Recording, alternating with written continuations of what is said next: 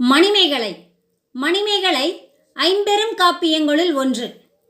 மணிமேகலையின் துறவு வாழ்க்கையை கூறுவதால் இந்நூல் மணிமேகலைத் துறவு எனப் பெயர் பெற்றது. மணிமேகலை இரட்டை காப்பியங்களுள் ஒன்று.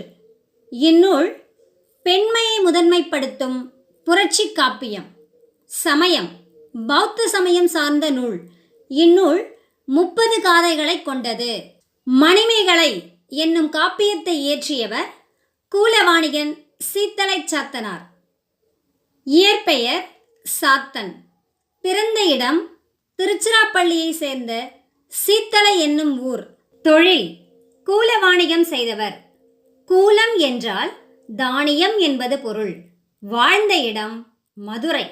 சீத்தலை சாத்தனாரின் சமகாலத்தவர் இளங்கோவடிகள்.